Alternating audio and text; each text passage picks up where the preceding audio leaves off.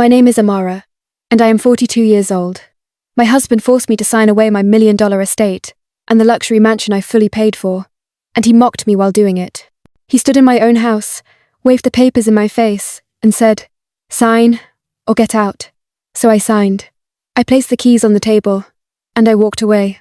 Before I tell you what happened next, please like this video, subscribe, and comment where you're watching from, because what my husband didn't know that night changed his life forever. For 12 years, I lived a lie. From the outside, Marcus and I looked like the perfect power couple. Beautiful home in the hills, luxury cars, designer, everything. What people didn't see was the truth. I was the one paying for all of it. Every single payment on that mansion came from my account. Every renovation, every piece of furniture, every expense that made our life look so perfect. I worked 18-hour days building my consulting firm, while Marcus played the role of successful businessman. His business ventures were funded by me. His designer suits? Me. His expensive watch collection? Me. The country club membership he bragged about? All me. And slowly, so slowly, I barely noticed, he began treating my money like his birthright. He'd make decisions about the house without asking. He'd invite people over like he owned the place. He started talking to me like I was lucky to be there, in my own home. The pain of watching someone you love transform into someone who sees you as property is indescribable. But I told myself marriage was about sacrifice. I told myself his confidence would return once his businesses took off. I made excuse after excuse, while he grew more entitled, more cruel, more convinced that everything I'd built belonged to him. Then came that night, October 15th. I'll never forget it. I walked into my living room, the one with the marble fireplace I'd saved 3 years to afford, and found Marcus sitting at my dining table with papers spread out in front of him. His lawyer, David Chen, was there too. The same David Chen who'd helped us with our prenup, who knew exactly how every asset was titled, who knew the mansion was mine alone. Marcus looked up at me with this cold smile I'd never seen before. "Sit down, Amara. We need to talk." The papers were property transfer documents. Clean, legal, official. Everything. I owned the mansion, the investment properties, the business accounts, would be transferred to his name. Immediately. "This is how it's going to work," he said, his voice so casual it made my skin crawl. "You're going to sign these papers, and we're going to pretend this conversation never happened. Or you can refuse, and I'll make your life so miserable you'll beg me to let you leave with nothing. If you're watching this, and you've ever been in an abusive situation, please subscribe and let me know in the comments where you're from, because what I'm about to tell you might help you recognize the signs I missed for too long." I stared at those papers, and something inside me just broke. Not the way he wanted, not into submission or fear. I broke open. 12 years of being treated like a guest in my own life. 12 years of being made to feel grateful for scraps of respect. 12 years of watching this man spend my money while making me feel like I owed him something it all shattered. But I didn't scream. I didn't cry. I didn't beg. I picked up the pen. Marcus's smile grew wider. David Chen shifted uncomfortably in his chair, but he stayed quiet. They both thought they were watching me surrender.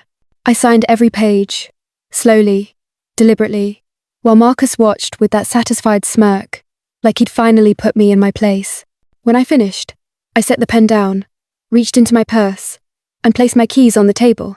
House keys, car keys, everything. "There," I said, my voice steady. "It's done." I stood up and walked toward the door. Marcus called after me, his voice full of mock concern. "Where are you going to go? Amara, who's going to take care of you now?" I didn't answer. I just kept walking. The last thing I heard before the door closed was Marcus laughing. Actually laughing. He thought he'd won.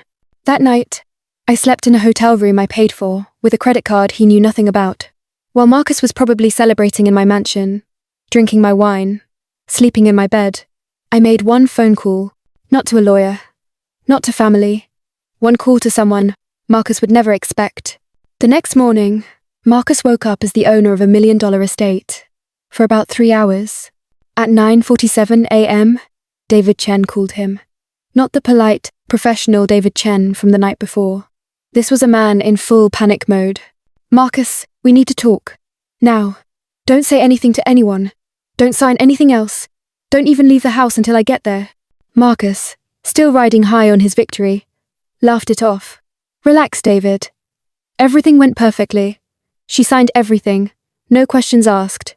That's the problem, David screamed. Do you have any idea what you just let her do? 20 minutes later, David Chen burst through the front door of the mansion, my mansion looking like he'd seen a ghost. He threw a stack of papers on the table where, just hours before, I'd signed away my life. Marcus, you idiot. Look at these documents. Look at what she actually signed. See, here's what Marcus didn't know. Here's what his expensive, elite lawyer somehow missed in his rush to help his client steal from his wife. When I bought that mansion 5 years ago, I didn't just buy it. I bought it through a trust. A very specific kind of trust, with very specific protections, that I'd set up after my first business partner tried to screw me over. The trust had a clause, a beautiful, ironclad clause, that David Chen had actually helped me write. If anyone tried to force a transfer of the property through coercion, threats, or duress, the trust would immediately activate its protection protocol. Marcus forcing me to sign those papers at 11 p.m. with a lawyer present as a witness didn't make him the owner. It made him a criminal. Comment below where you're watching from if you've ever had someone underestimate you, because what happened next was beautiful. Every signature I'd made the night before was automatically void. Not just void evidence. Evidence of attempted fraud, coercion, and theft. The security cameras in my house cameras Marcus had forgotten about, because I'd had them installed while he was on one of his business trips, had recorded everything. But here's the part that Marcus really didn't see coming. That trust wasn't just protection for me. It was protection for anyone I chose to designate as a beneficiary. 3 months earlier, while Marcus was busy planning how to steal my life, I'd been busy planning how to escape it. I'd quietly been working with a domestic violence organization, documenting years of financial abuse, emotional manipulation, and threats. The same lawyer David Chen was now panicking about wasn't just any lawyer. She was the head of the organization's legal team. And when I made that phone call from my hotel room, I wasn't calling for help. I was calling to execute a plan we'd been working on for months. By 11 a.m. that morning, while David Chen was still trying to explain to Marcus how badly he'd screwed up, the real paperwork was being filed.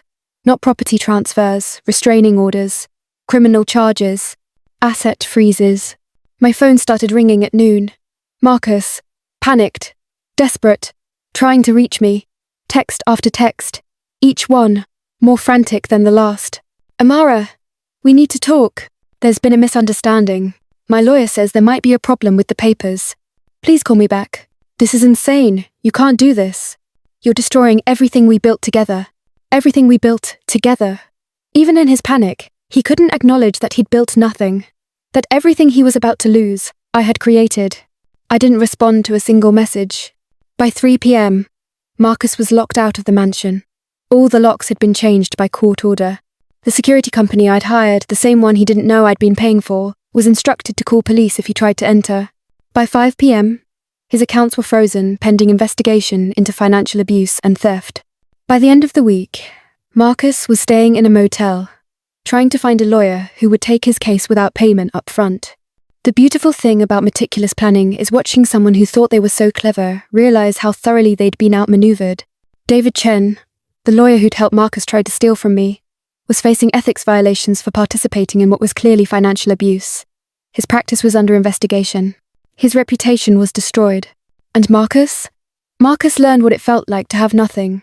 No house, no car, no credit cards, no access to money. Everything he'd taken for granted for 12 years, gone. The divorce proceedings were swift. When you have video evidence of your husband trying to steal your assets, along with years of documented financial abuse, there isn't much to negotiate. Marcus tried to claim he deserved half of everything because we were married. His lawyers, the ones he could still afford, argued that he'd contributed to our lifestyle, that he deserved compensation for his emotional investment. The judge looked at 12 years of financial records, showing that Marcus had contributed nothing while living off my income, looked at the video of him trying to force me to sign over my property, and awarded him exactly what he'd earned. 6 months later, I'm sitting in my home office, in my mansion, in my house, surrounded by my things recording this video. Marcus is working at a car dealership, living in a 1-bedroom apartment, still trying to find lawyers who will help him appeal a judgment that's airtight. He calls sometimes. The number changes, but I recognize his voice on the voicemails he leaves. He's sorry. He was stressed. He made mistakes. He wants to work things out. He promises to change. I don't call back. Here's what I want you to understand, especially if you're in a relationship where someone is trying to control you, diminish you, or take credit for what you've built. To never mistake a woman's silence for surrender. Some signatures aren't submission, they're strategy. Marcus thought my quiet compliance meant I was weak. He thought 12 years of me choosing peace over confrontation meant I was afraid of him. He thought that because I'd been supporting him financially, I needed him emotionally. He was wrong about everything. The night he forced me to sign those papers, he thought he was finally putting me in my place. What he actually did was give me legal proof of everything I'd been documenting for months. He thought he was taking my power away. Instead, he handed me the evidence I needed to take his. If you're watching this and you see yourself in my story, please know this. You are not trapped. You are not powerless. You are not alone. There are people and organizations who will help you plan, who will help you document, who will help you escape safely. Don't let anyone convince you that leaving will destroy you. The only thing leaving destroys is the illusion that you need someone who's been draining your life force. Subscribe to this channel if my story helped you in any way, and please comment below where you're watching from. I read every single comment, and your support means everything to me. Marcus thought that night was his victory. He thought he'd finally gotten everything he deserved. He was right about that last part. He got exactly what he deserved. And so did I.